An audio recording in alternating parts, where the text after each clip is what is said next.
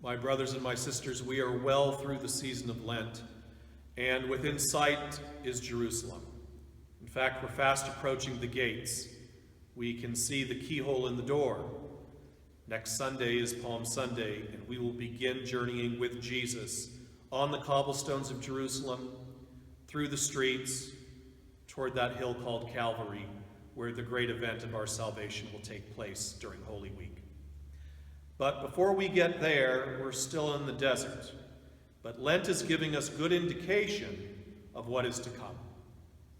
The readings this past Sunday talk about dying and living, and how sometimes we get caught up in what is really death, and it is really death, and we forget that life is really life, and life triumphs over what is really death. So the prophet Ezekiel, speaking the word of the Lord, says to Israel, "Open up your graves, allow the spirit of life to enter, so that you can walk again, so that you can be vertical again, so that you continue to live abundantly again. Open up your graves. Death doesn't have hold." The same is the case in the most beautiful narration in John's Gospel of the raising of Lazarus. We're familiar with the story. Lazarus is dead. And Jesus, rather than running to his friend's side, decides to keep, doing what he's been doing. And thus, that creates a little upset for Lazarus' sister Martha in particular, who goes running to find Jesus. And the first thing out of her mouth is, "If you had been here, he'd be alive." If you, Jesus, had been here, it's Jesus' fault. And Jesus flips it on end and says, "Martha, do you believe?" And of course, without thinking, she said, "Oh, yes, I believe." We've all done that, haven't we? I certainly have.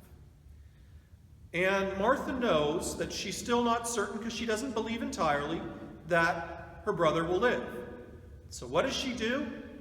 She goes back to her sister to get insurance, hoping that Mary might convince Jesus to come immediately.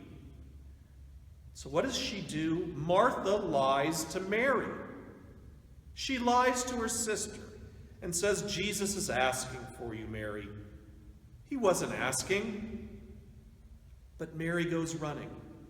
And Jesus sees all of this scenario around dying getting increasingly dark, as people are not growing in faith, but people are lying and creating scenarios so that they can get what they want when they want it.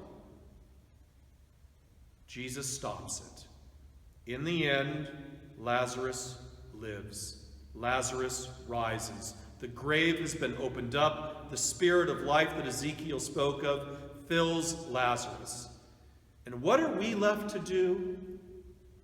Not blame Jesus for the darkness, but ask ourselves why we don't trust in the light. Why do I find contentment in what is dark, or certitude even if I wallow in what is dark, versus trusting in the one who is the source of life? My sisters and my brothers, our faith is as shaky as Martha and Mary's. Our desire to blame others for what's dark in our lives is the same as Martha. But Jesus, in the midst of all of the darkness in our lives, brings light and life. That's what we need to bring into the gates of Jerusalem as we enter the door of Jerusalem. We need to trust that we will be walking through some things that are dark, and we have to be true to naming it so that the light of Christ can come to it. May your week be filled with the blessings of Lent.